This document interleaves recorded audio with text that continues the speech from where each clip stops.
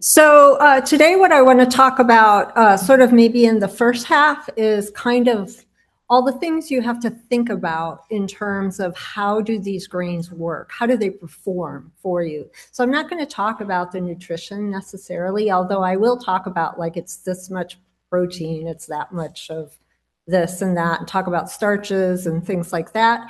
And then in the second half, I'm going to go through a bunch of different grains, and I did bring samples that we can pass around, and they're in little Ziploc bags. So you can actually see what these grains look like specifically. So on the cover photo here, I found a nice medieval dinner table. Bread and grains were the most important food item in the common person's medieval food nutritional. I'm having a little bit of trouble with words tonight. You're just going to have to bear with me. I have a little bit of aphasia. So, but you know, so not about 90% of their calories, 80 to 90% of their calories came from grains, and mainly from gluten-containing grains. So this graph just shows you all the different kinds of cereal grains. And if you remember from last week, I kind of showed you that plant lineage. But this just gives you an idea of what they look like. So there's a lot of different grains. And then down here are all these pseudo cereal grains. So that's things that are not grasses. They perform like grains, so things like buckwheat and chia seeds and quinoa, we eat them the same way and we process them the same way, but they're completely unrelated. The true cereal grains are all grasses. So you've got things like rice, wild rice, corn, and then you've got a whole bunch of gluten-containing grains as well. So what does grain give you? This is sort of the thing to think about. If you're going to cook a grain, what do you need it to do? You need to have something that provides structure and flavor to the processed foods that you're going to make. And it has to be able to absorb water in order to do that. You just can't go out and pick a wheat stem and start chewing on those wheat. You're not going to get anywhere there. So the bran and the starch in the wheat are what provides structure and flavor, and those are the parts that absorb water. Gluten also does absorb water as well. The structure, the starches, they're really important because they kind of, especially when you're using really heavy whole grain flours like rye flour, that has a really heavy bran coating on it, that is gonna, that fluffy starch is gonna help mix in and sort of balance and create a lightness in that. And then you have to have something that's going to glue everything together. And that's really obvious when you're thinking about a slice of bread, right? You've got flour and water, and you mix those together, and they form a paste, and then you cook that paste, and that's your bread. So think about a tortilla. That's really basically all it is, right? It's flour and water, maybe a little bit of salt, maybe a little bit of fat, and then you flatten it and cook it. But think about things like pilafs, tabbouleh. So any kind of grain or cracked grain, any kind of hot cereal. Remember wheatina? We used to eat wheatina cereal. They're sticky too because those grains have broken apart. So that elasticity comes from both the starches and the proteins. Why wheat? Why are these wheat grasses and grasses related to wheat so important? Why are those the ones that these early farmers chose and really worked with? It's because they're really versatile. They're very adaptable. Think about, they grow wheat in Scandinavia. They grow wheat practically to the equator, at least down into the southern Mediterranean. and in Africa as well. They store for immensely long periods of time, especially if you can keep oxygen away from them. So that's really important. They have high nutritional value, not just in terms of protein, but in terms of calories and in terms of vitamins, especially B vitamins, which is something that a lot of vegetable, plant-based foods are deficient in, and they're high in fiber as well. And then they have those really unique baking qualities. You can make a fluffy loaf of bread with them. So that's really important as well. So the kinds of things that we make with them, I'm sure you can think of all the different things you've made or eaten that have had wheat in them. If you look at a grain, a single kernel of wheat, and this is what I'll be passing around, are these little kernels. They call them berries in the trade. So if you would buy whole grain wheat, you would be buying wheat berries. They're not berries, but we call them that. The parts are the outer coating, and that is the bran. So that's the darker coating. That's what makes whole wheat whole. So most of the white flour that you buy, all-purpose flour, that's been roller milled and separated. They take out the bran, they take out the endosperm. The endosperm is actually the little germ. We call it the germ because it's the little plant inside. So it's in a stage of stasis. It contains lots of crazy proteins, lots of crazy enzymes. It's the little baby plant in there. So you can see it even has all of the little parts of the plant, the plumule, which will grow into the stem and the leaves, and the radicle, which will grow into the root. And then you have the endosperm, this white part, and that's about 80 to 85% of the plant and of the seed, and that actually is the starchy part of it. So if you think about a potato, it's all full of starch. That's equivalent to what you're seeing here. So where is all of that gluten? I didn't mention gluten yet. It's actually in kind of a crazy spot. It's in like the first few layers on the outer, embedded within that starchy matrix on the outer end of the endosperm. So that's why when you grind and separate the bran and the germ, and you have this starchy white flour, it still contains all of the gluten proteins because they're inside the endosperm. So when you buy white flour, that is almost 100% endosperm. That's what you're buying. So the bran is about 13 to 17% of it, and we don't have to worry about these other things. But a lot of the vitamins and the fiber are coming from both the bran and the endosperm, and of course, all the carbohydrates and the protein. And also iron is coming from the endosperm as well. So if you look at a wheat kernel and you start thinking about what it's made up of, we'll talk about some of these things. It does have some moisture. The amount of moisture that's present is determined basically by the person who's storing the grain. So farmers like to get it down to about 10 to 15% because they don't want fungus and other humidity problems to get into the grain. In some wetter parts of the world, they actually defoliate the plants so that they can it dries faster.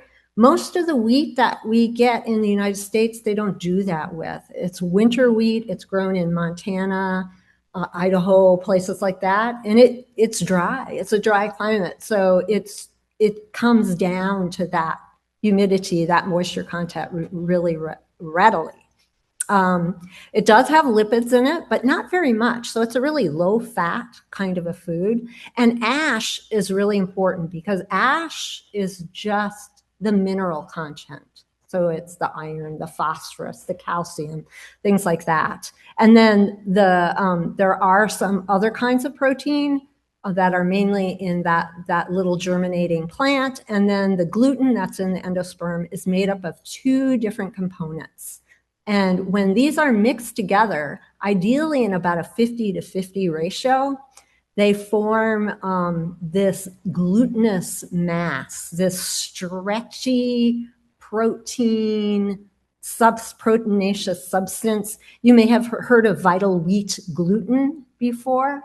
That's the thing that we make seitan out of. So if you've ever gotten seitan at a vegan restaurant, it's 100% gluten.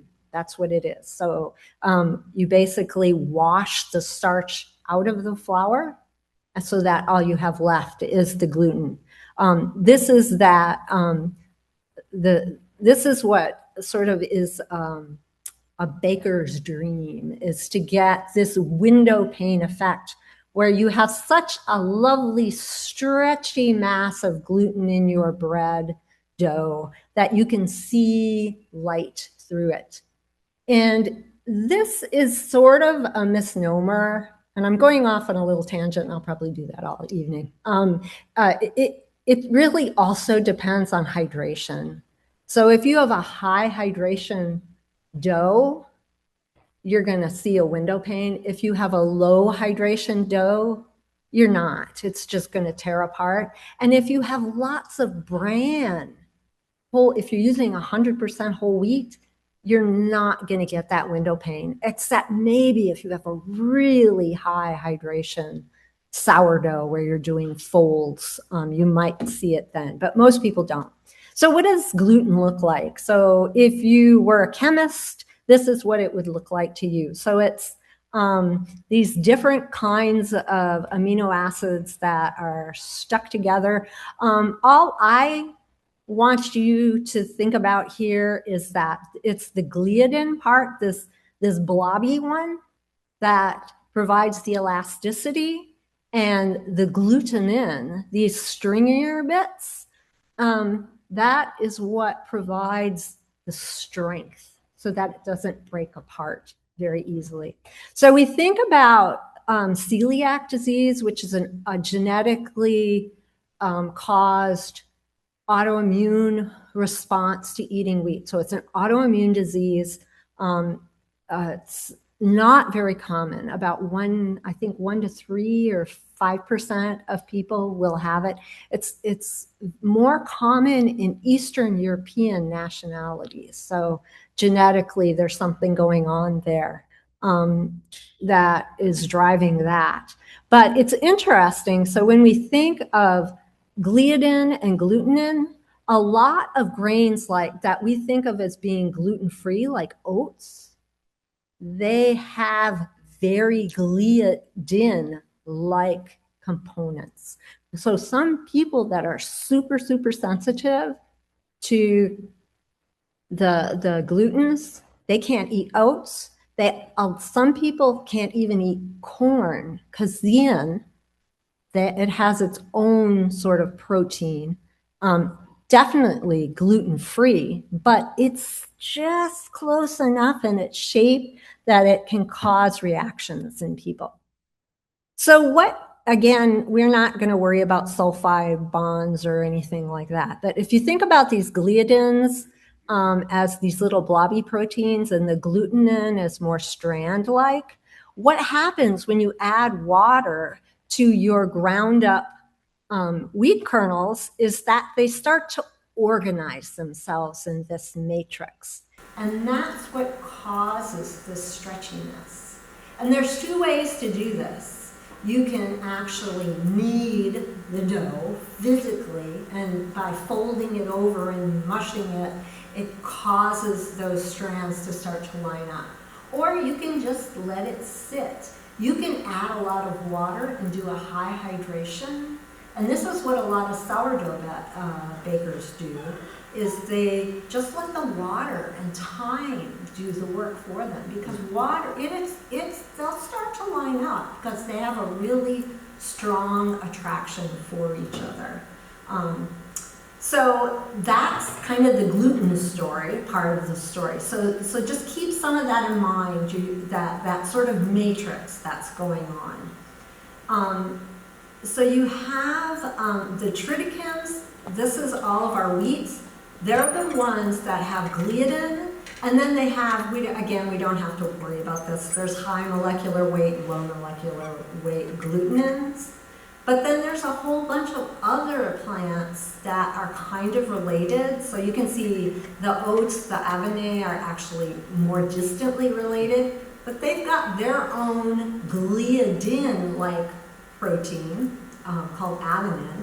And then if you think about barley and rye, they actually have, instead of gliadin, they have glutenin, but they don't have gliadin. Instead, they have portein or secalin. So again, sort of globby-like little proteins, but they just work differently. They don't make that super nice glutinous structure. If you think about rye bread, has anybody made a rye dough ever before? What's the sort of number one thing you think about when you're making a rye dough? What consistency does it have? Was it drier or tougher? It's drier and tougher, and is it sticky? Sticks to your fingers? Yeah. It's really sticky. So those non-gliadin proteins, amino acids are really sticky. So that's one thing that you'll notice about those, and that's a real problem in terms of the plants. Last time we talked all about, how many genes everybody got from who back in ancestry. So we're going to talk about 2N plants and 4N plants. Now this becomes important because we talk about wheats as being hexaploid, so they have 3 different sets of genes in the genome, 3 sets of chromosomes. The wild emmer einkorn have 4 or 2. And so that becomes important because it gives strength to the gluten. So the more ploidy you have, the stronger the gluten. Now, people have come back and said that's why modern wheat is so bad, because this really strong gluten is what's making people gluten intolerant.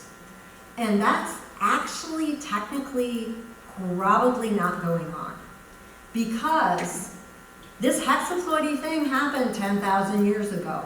So common wheat, the wheat we eat today, is wheat that was developed mostly in the 1960s, and they're always developing new wheats all the time.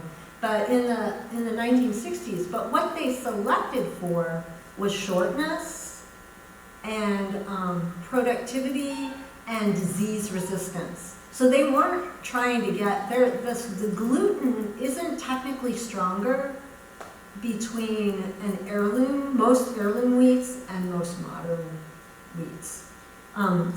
But other things could be going on there. So there's lots of different chemicals and components in all of these grains. So it's glutinous versus glutinous, right? There are lots of sticky stuff. So glutinous components, starches, pectins, other kinds of complex carbohydrates that are also present in these plants. So they all have amylopectin, and that makes about 70 to 80% of the starch that's in that endosperm. So that white starchy component. And this is the main carbohydrate in the human diet, of course. We eat starch, whether it's in potatoes or rice or corn or whatever. On this, I'm talking about amylopectin. It's the same component, the same molecular structure. And then there's also amylose, and that's usually about 20 to 30% of the starch that's in wheat. And you can see they have very different structures, and these different structures give different characteristics to the consistency, the strength, the reability, or the sort of viscosity of the component. There are actually high amylose starches, and we call those waxy. And in wheat, we don't have a lot of that. We do have other waxy kinds of crops out there. There are waxy rices, there are waxy corns. And somebody has, I believe it's a group of Chinese scientists, this is a really highly desirable characteristic in certain kinds of noodles. So they've actually developed a new wheat that has no amylopectin in it at all. It's just amylose. It's 100% waxy.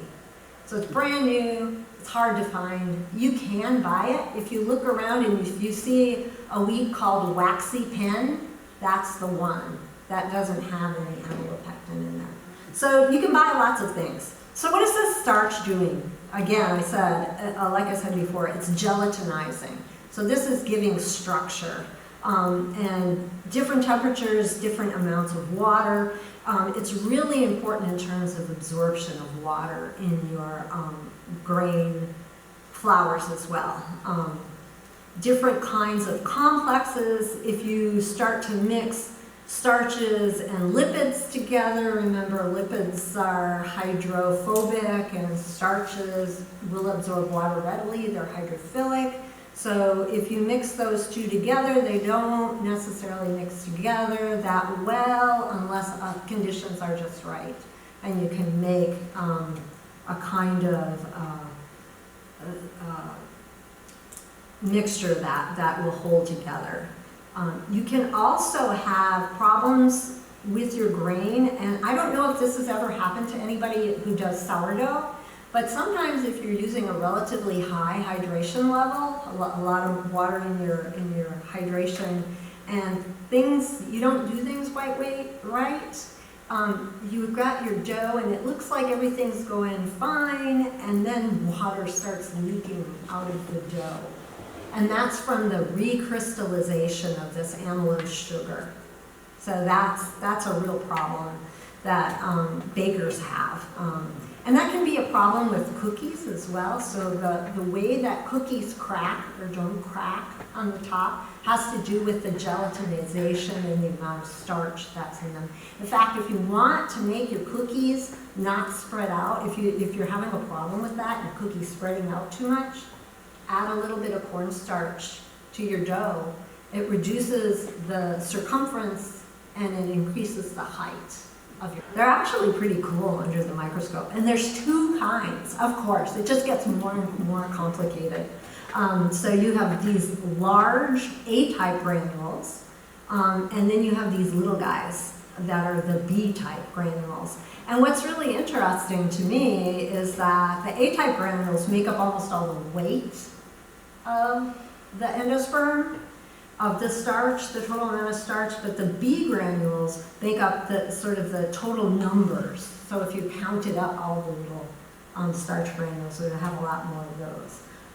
They have the A-type granules, they're the ones with the amylose content in them. So, and that's really important because that has more to do with it turning into a paste, holding water well, things like that. The B-type granules have more fat and protein content, and so they're the ones that change sort of the packing, how densely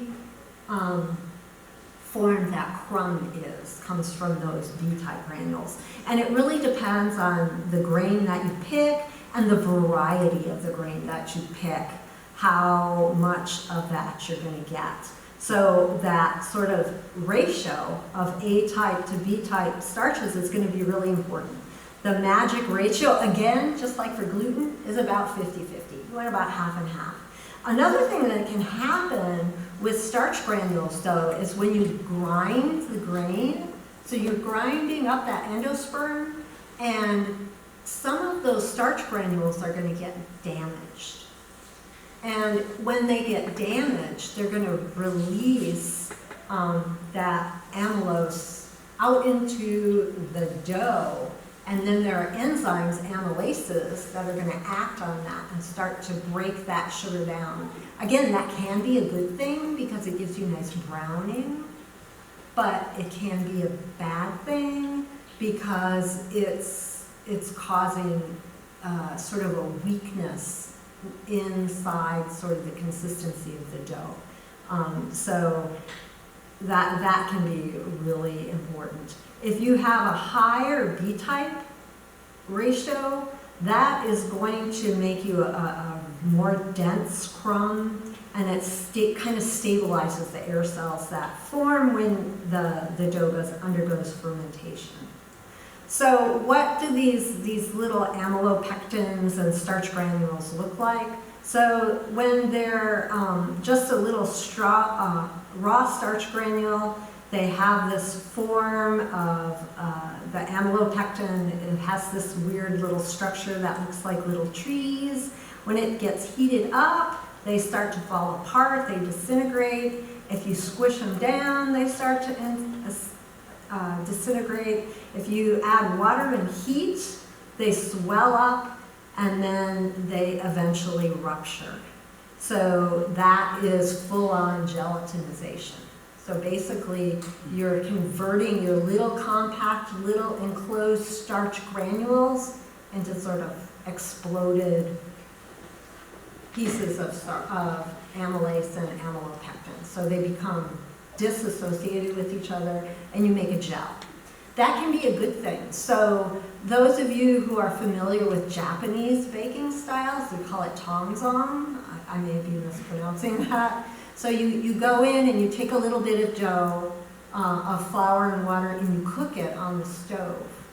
You're basically making a roux. Whenever you make a roux, this is what you're producing. You're taking those starch granules in that flour and you're separating them using water and heat. That's why it makes a really nice thickener for things like gravies and all sorts of different kinds of foods. Okay, and then we have pentosans. Again, I don't want to talk too much about these, but these are the hemicelluloses. So these are those complex carbohydrates that are found on the outside of the bran. These are the things we were talking about, some of the issues that people have with gassiness or sort of anti-nutrient effect, lectins. That's where these chemicals are. They're in the bran of the grain. And so you can see it's highest in the brans, lowest in flour, and so that's really important as you think about that. These pentosans also absorb water, and so this is really important if you're using whole grains, if you're making flour, whole wheat flour, especially fresh milled, if you're milling your own flour. That bran is going to absorb water a lot more slowly than the endosperm, than the starch is. So you have to wait. We have this term called autolyzing, and basically that's just mixing flour and water together and putting it in the fridge or putting it on the countertop and just letting it do its thing. Sometimes called a pre-ferment. Again, it's not making a roux because you're not adding heat, so you're not exploding the little starches, but you're giving that bran time to absorb water. And that makes it less problematic in terms of the gluten, because bran are little sharp little daggers that are in your flour. I mean, you can see them if you look closely at whole wheat flour. You can see the little brown bits. They have a tendency to get in the way of those long gluten strands and sort of start to break them up, especially if you really work a whole wheat flour hard.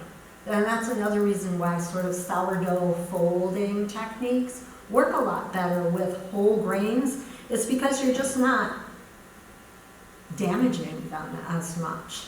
So, and then finally I wanted to talk about the ash content. So this is the mineral content. I just put rye up here because it's really high and all kinds of cool minerals, magnesium, copper, zinc, iron, calcium.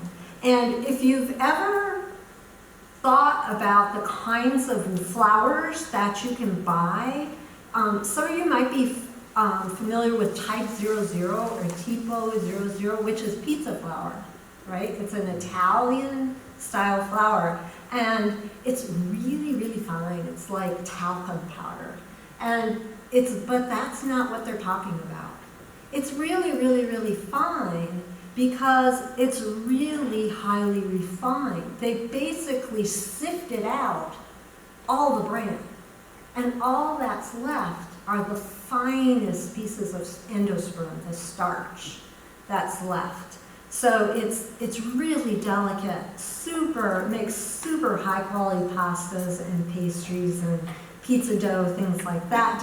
But it doesn't say anything about what kind of gluten is in that wheat. So tipo 00 is talking about the ash content, the mineral content. It's not talking about the actual fineness. Tipo 0, this is kind of standard white bread flour, so it's got about 0.55% ash or minerals left in it.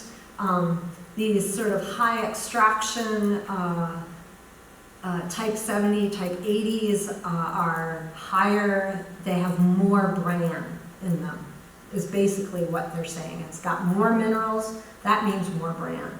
So wholemeal can be really, really high, so over 1% in terms of the ratio. And I'm not exactly sure. I think the way they measure that is like how much milligrams of ash per 100 grams of wheat.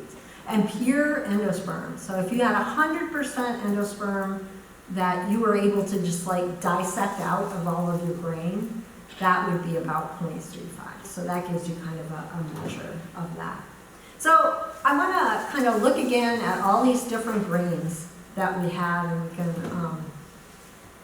talk about grains and different grain cooking methods. All of these grains you can cook as a whole grain.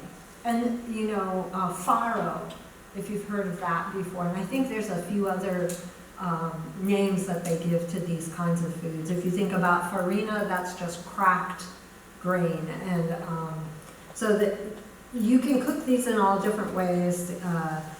You can just let them soak, then bring them to a boil and let them cook slowly. You can cook them like a pilaf, where you're actually stirring the grain to help break down some of that starch and give it a more starchy sort of glutinous structure to it.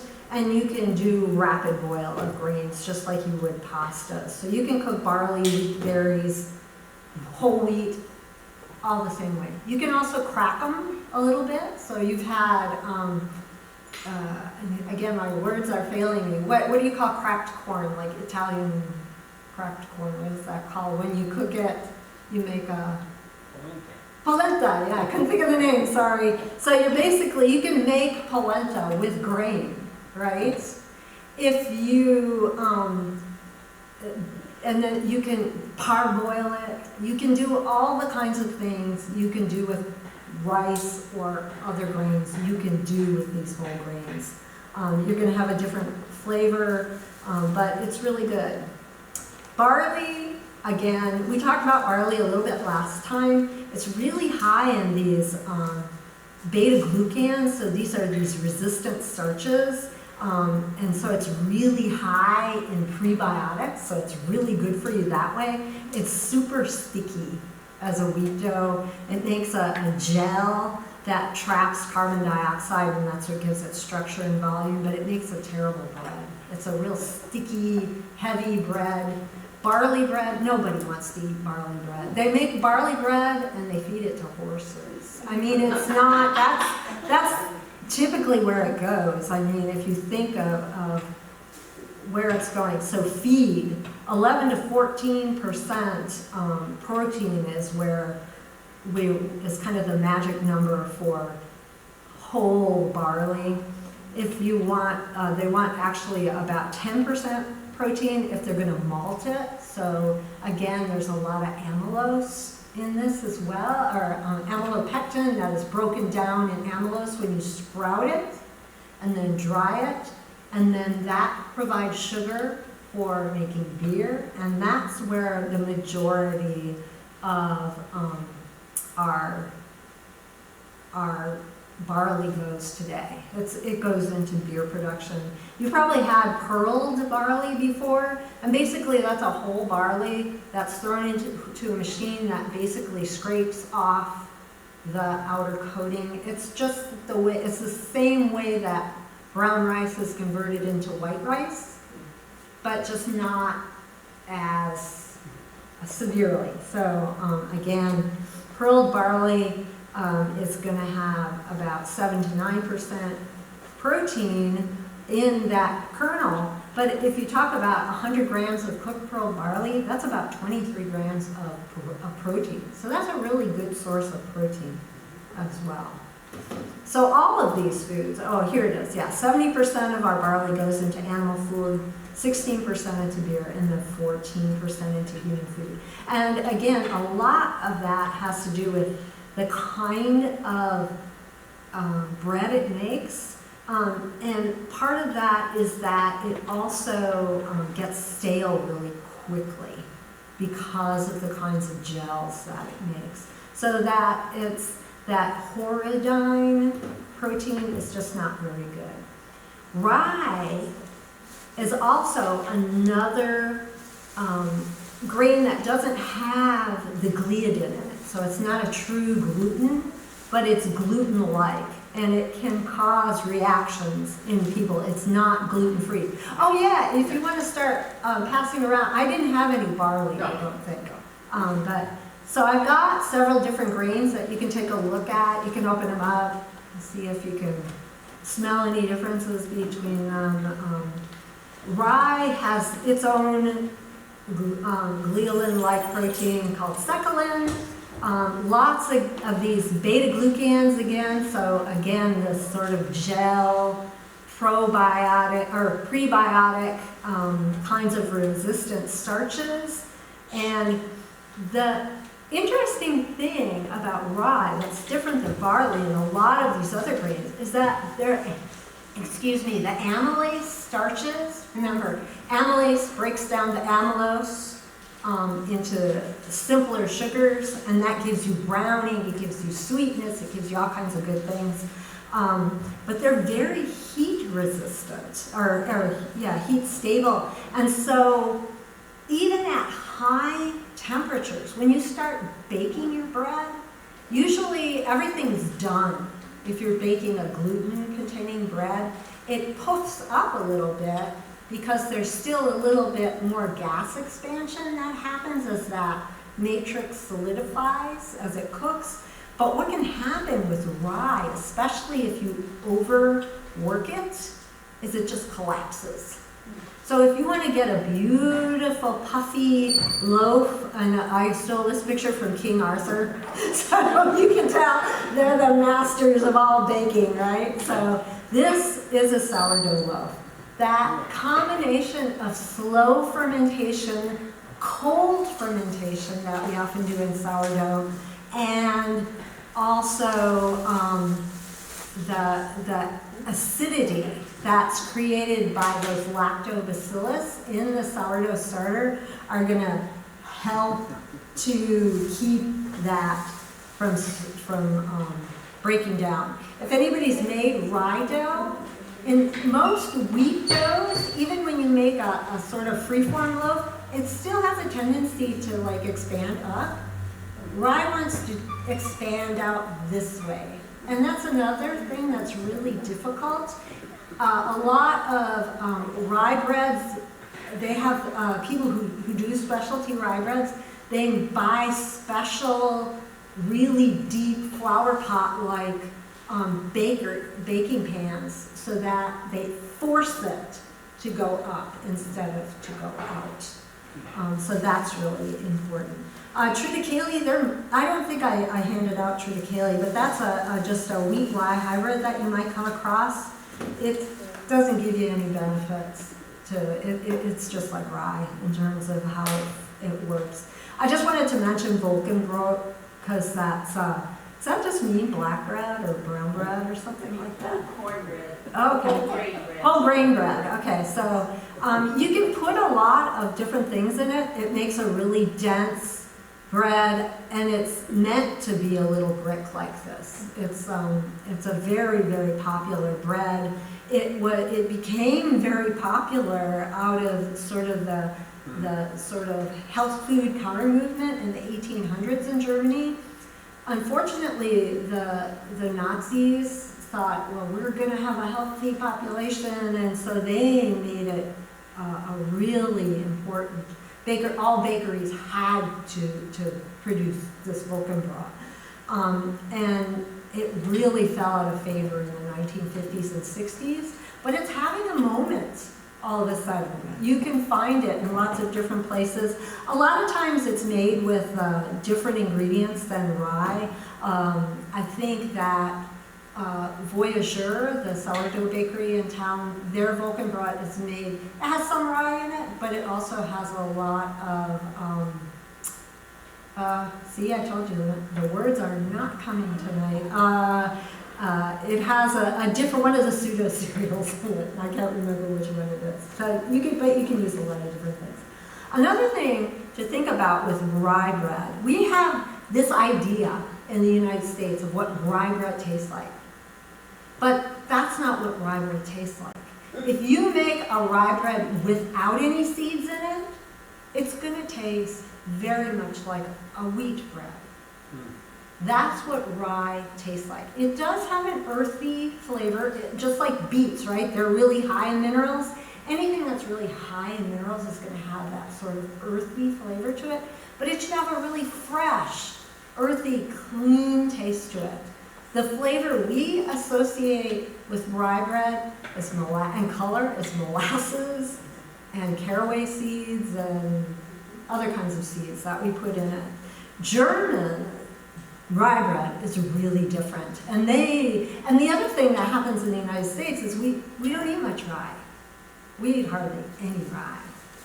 In fact, think about the rye bread you buy at the bakery. It's like 5-6% rye, and the rest of it is wheat. It's not a rye bread. We don't make whole grain rye breads in the United States very much. And so we grow rye for animals. And that has a big effect on that grain. They're growing it to grow well in the field. Who cares what the animals think about how it tastes, right? They'll eat it. So the European rye flours taste completely different. They're much fresher. You can get a lot of different kinds of rye there. And they actually have developed what they call their high rye. Get it? So they've actually selected for varieties that work really well in producing a rye. And they grind their rye a lot more finely, usually, than we do. Okay, the last, how am I doing for time here? Oh! The grains that I want to talk about here really, hopefully have enough time here, are the grains that we're getting to when we're talking more about wheats. These are the ones that have more gluten and gliadins. But einkorn and emmer, you can see they make these sort of flattish breads. They have a different ratio of gliadin to gluten. So that 50-50 ratio isn't actually working. So it's not making a wonderful gluten that's going to make you a beautiful high-rise bread. It just can't. It doesn't have the right structure to it. The way people get around this, of course, is they add bread gluten to it, wheat gluten to their einkorn or other grains. But these do have their roles. They have wonderful flavors to them. And again, you can use them as whole grains. You can mix emmer and einkorn with other wheats, and you're going to get a really good kind of a bread, a higher springing bread, and they're super high in protein. They're also have really interesting flavors. A lot of the einkorn and the emmer, these older, what we often call the ancient wheats, they're only 2 ends, so they're not hexaploid, they're like the modern wheats. They have hulls on the outside, they grow really long, they have a tendency to fall over, so they take a lot longer to grow, maintain, and process. So you can't use modern industrial farming techniques to grow these crops. And that's a problem for people, right? So they have these extremely high gliadin to gluten ratios, even though they have really high protein ranges, 4:2 or 12:1. And if you're thinking about wheat, it's usually about 1.5:1. So 50-50, right? This is a lot higher than, so you're what is it, 80-20 or something, even in some of these. So they do have a lot of different amino acids. So they're really almost, they're not complete proteins, but they have a lot of our essential amino acids in them that we need. So they're good, they're high quality foods, but they're better used in things like porridge or pancakes or cracked grain, cereals, things like that. Because they're lower yielding, they require these traditional farming methods, and right now einkorn, I believe, is the highest priced whole berry you can buy right now. And the price goes up and down. There's kind of, us people who are like einkorn aficionados, I love einkorn. I think it just tastes wonderful. It's got this beautiful golden color from carotenoids that are in it. We kind of watch the prices, and when they go down, we buy. It's just like the stock market or something. So it's really interesting. And then we have a bunch of other kinds of things going on here. We're not going to worry about that. Different forms and varieties of different ancient grains. But if you think about these sort of nutritional advantages, I've already brought up. It's high in vitamin B6, it's high in protein, it's high in potassium compared to modern wheat, so it's better at that. It's rich in carotenoids and antioxidants. It has fewer carbohydrates, so it has a lower glycemic index than modern wheat does. So that's great. So even, if you're having a problem with that and you still want to make bread, you're just going to have to eat flatter bread. It's still a good bread. And again, I'm throwing a lot of love at Voyager because I really love those guys over there. On every Thursday, you can go there and you can buy 100% einkorn bread.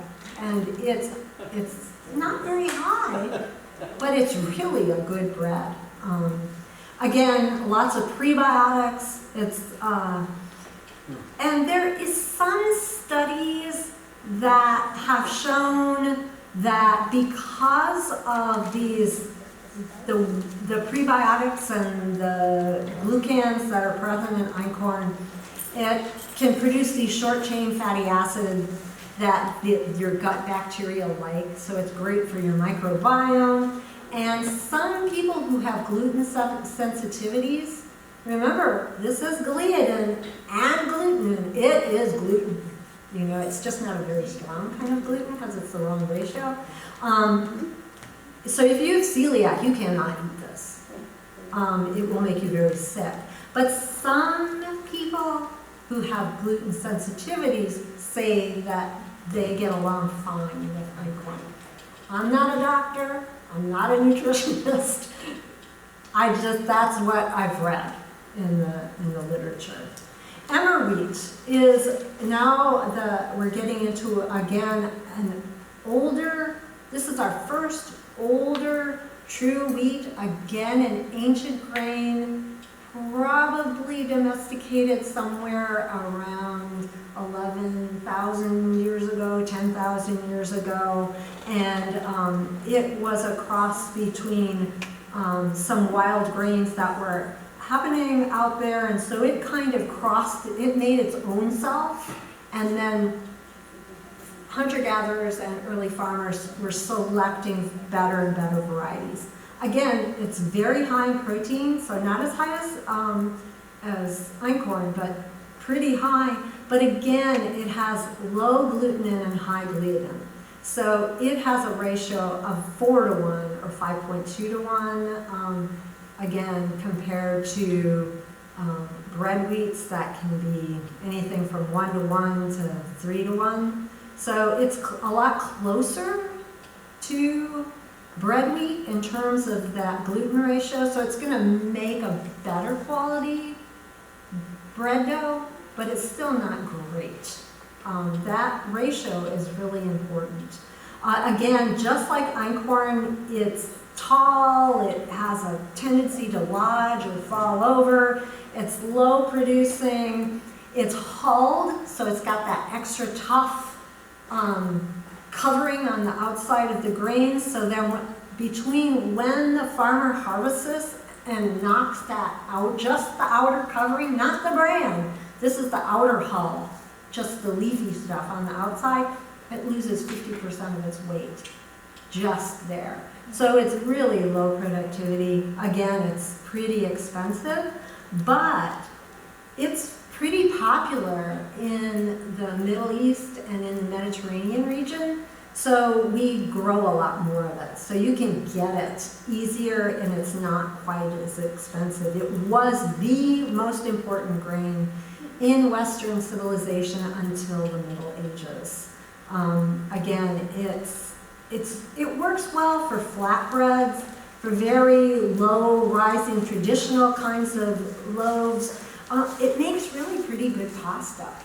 So that's something to think about as well. Okay, now we're getting into our real wheats, durum wheat. And did I have durum wheat there? No. Oh, okay, so we can go ahead and pass around the Khorasan, because that'll give you a lot of the characteristics of that. So this is the second most cultivated species of wheat in the world. It's also tetraploid, just like emmer, and it's the species name. Sometimes you'll see Triticum durum, sometimes you'll see Triticum turgidum, subspecies durum.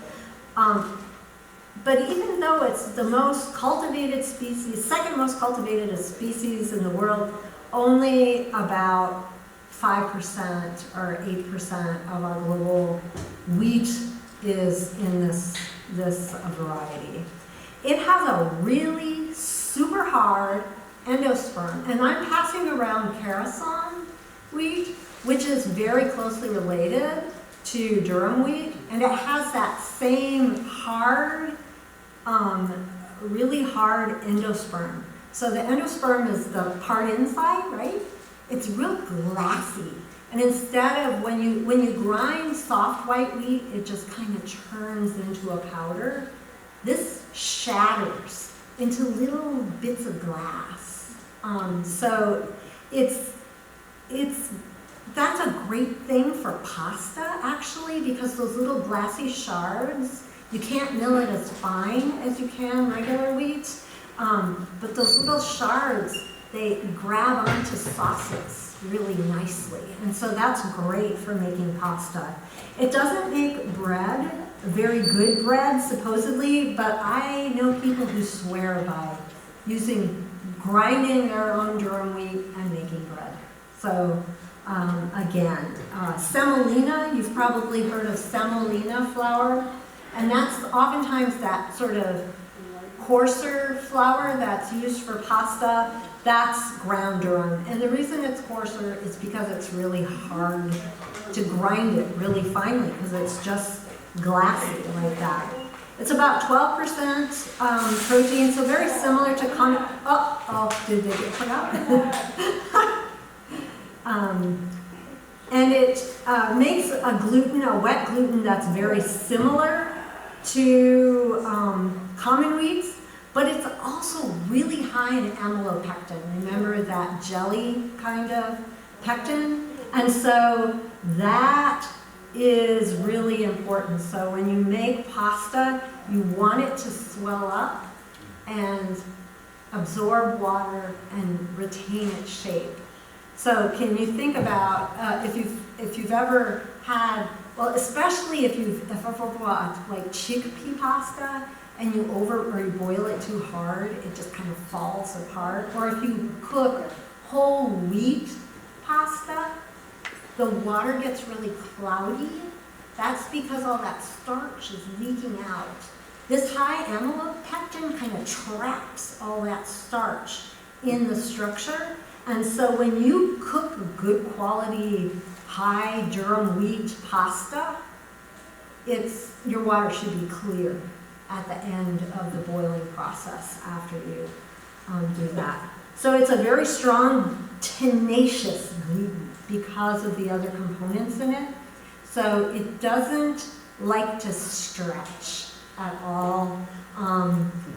That's why it doesn't work great in pasta. So you want a high quality gluten because that keeps it from stretching too much. You don't want it to become gummy. You want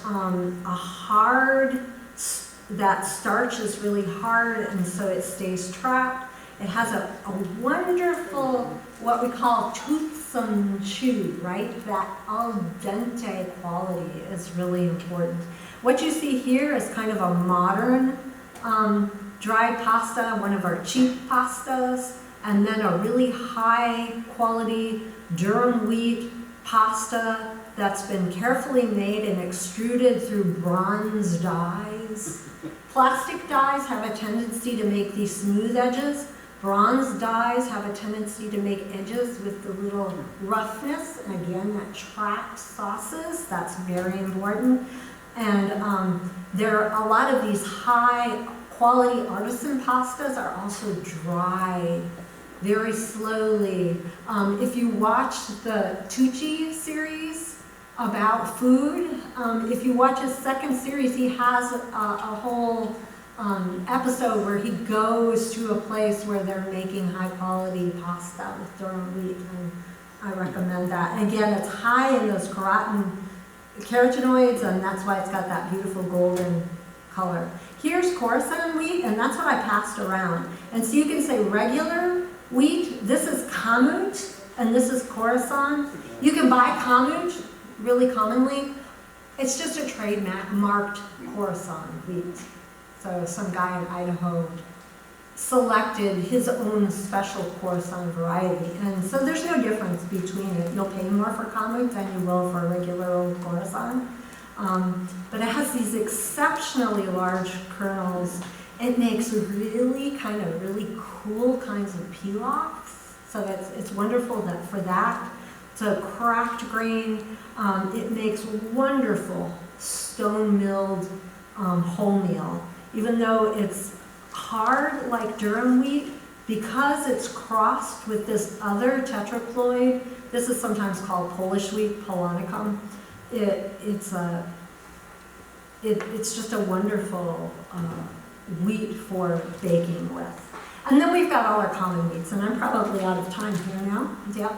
I will go through these actually pretty quickly because there's not a lot left to say because I've really talked a lot about gluten. So your modern wheats, your hard reds, your soft reds, your soft white wheats, the difference between soft and hard is basically the protein content, so how much gluten it's going to produce. Soft wheats, a lot more starch to protein concentration, and the highest protein, so if it's over 11%, it's going to be a hard wheat, and your ratios, again, are a little bit different depending on whether you have hard red or hard white. Climate, environment, terroir, all, the soil type, all makes a huge difference in what that actual ratio is going to turn out to be in terms of the protein concentration. Soft wheats are pastry wheats. So they have a lot less protein, so lower than 11%. Most places will tell you, when you look at a bag of wheat flour, it should be telling you what that what that concentration is. If you buy King Arthur flours, it's going to tell you for sure. And so soft reds and soft whites, again, the difference between white and red is that basically the color of the endosperm. The color of the bran, so the coating on the outside.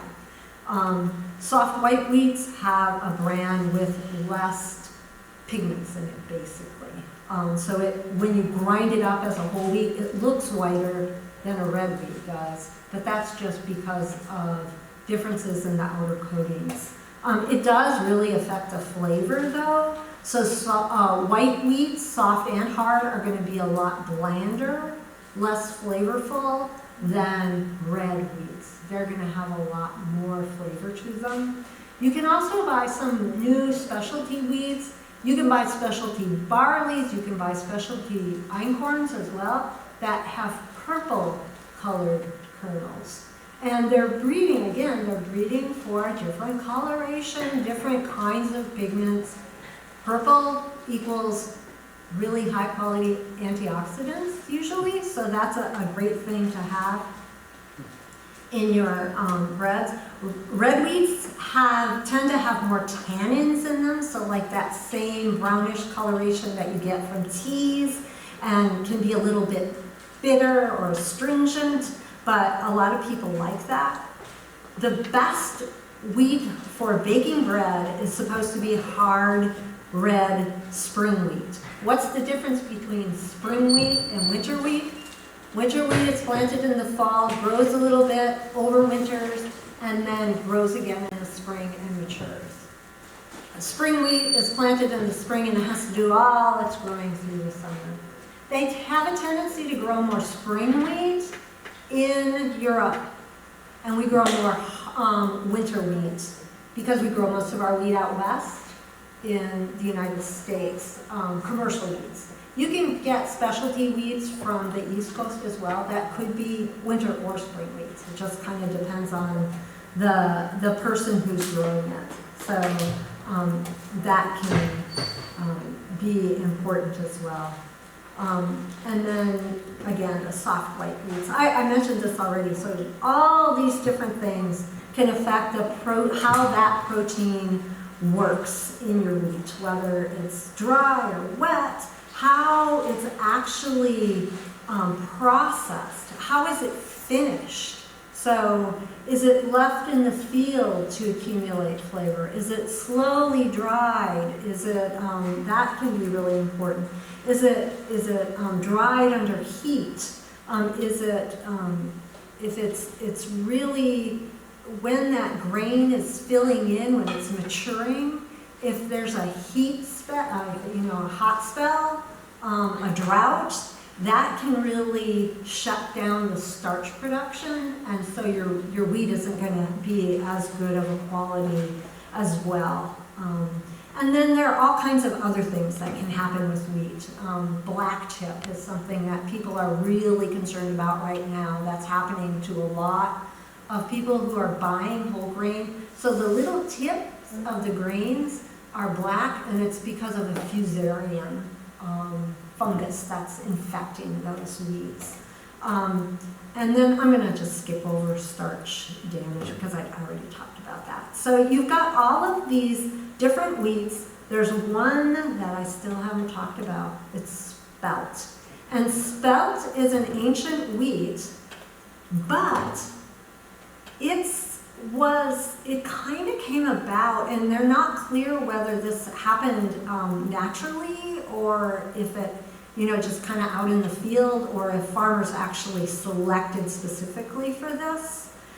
So you had our bread wheat, and it actually hybridized with domesticated emmer wheat, and that's what produced spelt, and then it kind of goes back and forth.